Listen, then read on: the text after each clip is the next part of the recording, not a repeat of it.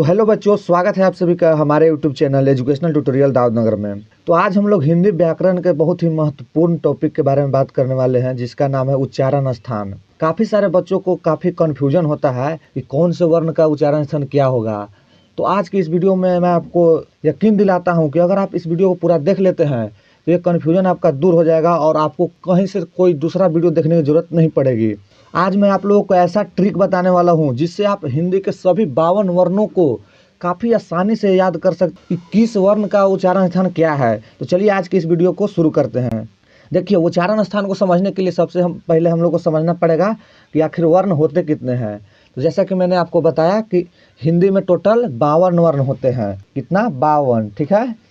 और 52 वर्ण का नाम पहले हम लोग देख लेते हैं कि कौन कौन सा 52 वर्ण है। उसके बाद हम लोग इसका उच्चारण स्थान के बारे में समझेंगे, ठीक है। सबसे पहले है कवर्ग, यानी कि क ख ग घ अंग।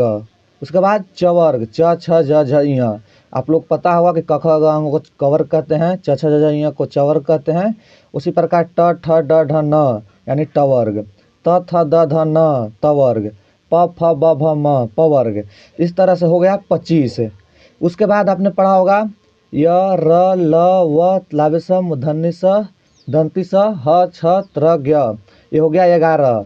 तो ये 25 और 11 हो गया 36। उसके बाद आपने पढ़ा होगा अ आ ई उ री ए ओ अन अ, ये होते हैं 13। तो 36 और 13 हो गया आपका 49। और 3 होता है र ढ और स्र। तो टोटल हो गया 49 और 3 52। यही 52 वर्ण होते हैं हिंदी में। और आज हम लोग ये सभी 52 वर्णों का उच्चारण स्थान समझने वाले हैं कि कौन सा वर्ण का क्या उच्चारण स्थान होता है। जैसे किसी का कंठ होता है, किसी का मूर्धा होता है, किसी का तालु होता है, किसी का दंत होता है, किसी का ओष्ठ होता है। तो किस वर्ण का क्या उच्चारण स्थान होता है वो हम आज की इस वीडियो में ट्रिक से याद करने वाले हैं। बहुत सारे लोग बोल कर देखते हैं कि कंठ से आवाज़ आ रहा है, इस तरह से बोल के देखते हैं, लेकिन आज हम लोग ट्रिक से याद करेंगे कि कौन से वर्ण का क्या उच्चारण स्थान होता है। तो बच्चों, अब हम लोग बात करते हैं उच्चारण स्थान के बारे में, ठीक है। तो उच्चारण स्थान को सबसे पहले समझते हैं कि उच्चारण स्थान होता क्या है। तो वर्णों को उच्चारण करते समय जिस स्थान से आवाज़ आती है उसको उच्चारण स्थान कहते हैं। जैसे कि हमने बोला क, तो क आवाज़ कहाँ से आया? कंठ से, तो इसका उच्चारण स्थान कंठ होता है। जैसे हमने बोला च, तो च बोलते समय हमारा जीभ तालु को स्पर्श किया, तो इसका उच्चारण स्थान हो गया तालु। इसी प्रकार से वर्णों को उच्चारण करते समय हमारी जीभ जिस स्थान को स्पर्श करती है या जहाँ से आवाज़ आती है उसको उच्चारण स्थान कहते हैं। अब हम लोग समझते हैं कि कौन कौन सा उच्चारण स्थान होता है। तो सबसे पहले है कंठ, उसके बाद तालु, मूर्धा, दंत और ओष्ठ। अब हम लोग ट्रिक पे आते हैं। तो सबसे पहले आपको कंठ, तालु, मूर्धा, दंत, ओष्ठ जितने भी उच्चारण स्थान है सबको लाइन से लिख देना है। आपको ध्यान देना है, आगे पीछे नहीं करना है। कंठ, उसके बाद तालु, उसके बाद मूर्धा, उसके बाद दंत, उसके बाद ओष्ठ। इसका मैं ट्रिक भी बता दे रहा हूँ जो कि काफ़ी सारे यूट्यूबर बताते हैं। इसका ट्रिक है KTM2 यानी कि के से हो गया कंठ, टी से हो गया तालु, एम से हो गया मूर्धा, दी से हो गया दंत, ओ से हो गया ओष्ठ। तो इस प्रकार लाइन से आप लोग लिख लीजिएगा। उसके बाद आपको लिखना है कवर्ग, चवर्ग, टवर्ग, तवर्ग, पवर्ग। तो कवर्ग का हो गया उच्चारण स्थान कंठ, चवर्ग का हो गया तालु, टवर्ग का हो गया मूर्धा, तवर्ग का हो गया दंत और पवर्ग का हो गया ओष्ठ। यानी कि कवर्ग में जितने भी वर्ण आते हैं क ख ग घ अंग, उसका हो गया उच्चारण स्थान कंठ। चवर्ग में जितने भी आते हैं च छ ज झ ञ, उसका हो गया उच्चारण स्थान तालु। इस प्रकार जितने भी मतलब वर्ण आते हैं कवर्ग, चवर्ग, टवर्ग में उसका उच्चारण स्थान सामने लिखा हुआ है। कवर्ग का कंठ, चवर्ग का तालु, टवर्ग का मूर्धा, तवर्ग का दंत और पवर्ग का उच्चारण स्थान ओष्ठ। इस तरह से 25 वर्ण का तो उच्चारण स्थान क्लियर हो गया। अब आगे हम लोग बात करते हैं, ठीक है। अब हम लोग बात करते हैं, आपने यरा लवा में पढ़ा होगा तलाबी स, मूर्धन्य स और दंती स, यानी कि तालु, मूर्धा और दंत। तो तलाबी स तालु वाले में लिखेंगे तलाबी स, मूर्धन्य स यानी कि मूर्धा में लिखेंगे मूर्धन्य स, दंती स दंत वाले में लिखेंगे। उसके बाद य र ल भी लिखना है इसी तीनों में, य र और ल। उसके बाद हम लोग आते हैं फर्स्ट में कंठ वाला में, और दो दो लिखते जाना है। कंठ वाले में लिखेंगे अ और आ, और तालु में लिखेंगे ई। उसके बाद री, उसके बाद लरी, उसके बाद ऊ। उसके बाद ए ओ, औ और व, ये तीनों आता है कंठ प्लस तालु, कंठ प्लस ओष्ठ और दंत प्लस ओष्ठ में। ये कंठ प्लस तालु का मतलब है कंठ और तालु दोनों के मिलने से मतलब आवाज़ निकलता है। कंठ से भी आवाज़ आता है और तालु से भी आवाज़ आता है। तो जैसे कि ए और औ बोलते समय कंठ से भी आवाज़ आएगा और तालु को स्पर्श करती है जीभ, तो ए औ आ जाएगा कंठ तालु में, ओ औ कंठ प्लस ओष्ठ में और दंत ओष्ठ में व सिर्फ आएगा। ठीक है, इस तरह से आपको लिखना है अ, आ, ई, री, री, उ, ए, ओ, औ और व। इतना हो गया। अब उसके बाद आपको लिखना है ह, कंठ वाले में लिखना है ह और विसर्ग। उसके बाद आपको मूर्धा वाले में लिखना है ड़ और ढ। इस तरह से इतना आपको एकदम दिमाग में बैठ गया होगा।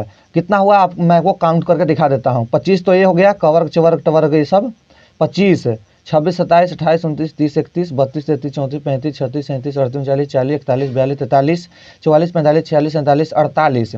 48 वर्ण का उच्चारण स्थान हम लोग अच्छे से समझ गए हैं। ठीक है, और एक और आप लोग याद रखिए, अन जो होता है अन, आ, ई में के, इसका होता है नासिका, यानी कि नाक से आवाज़ आता है। अन बोलते समय नाक से आवाज़ आता है, अन नाक से आवाज़ आ रहा है। नाक को बंद करके नहीं आप बोल पाइएगा, अन नहीं बोल पाइएगा।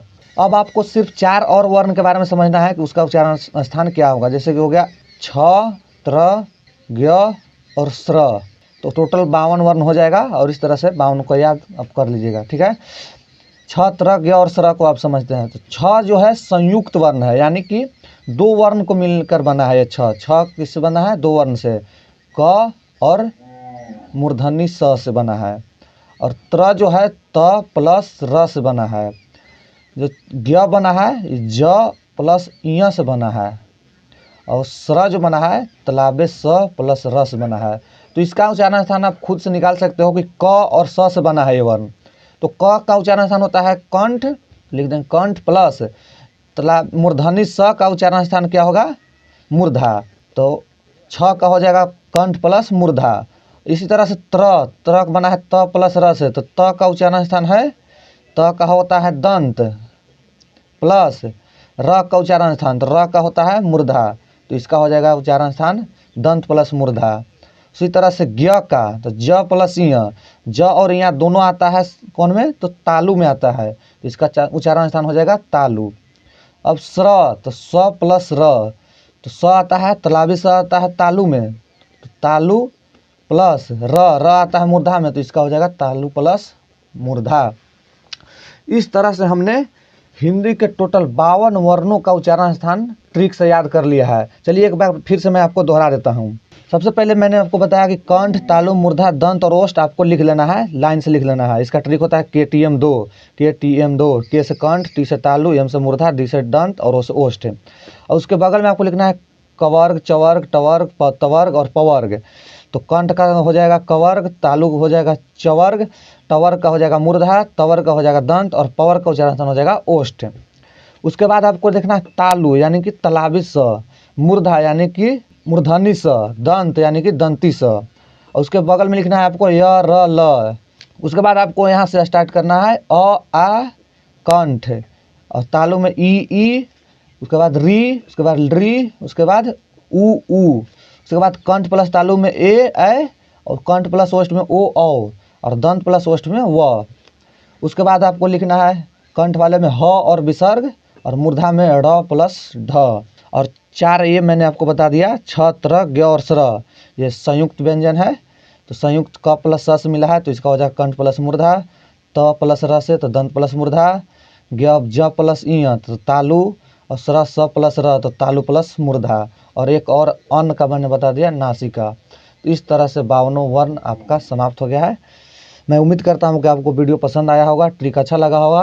अगर अच्छा लगा तो प्लीज़ वीडियो को लाइक कीजिएगा, चैनल को सब्सक्राइब कीजिएगा। चलिए मिलते हैं नए वीडियो में नए टॉपिक के साथ, तब तक के लिए बाय बाय।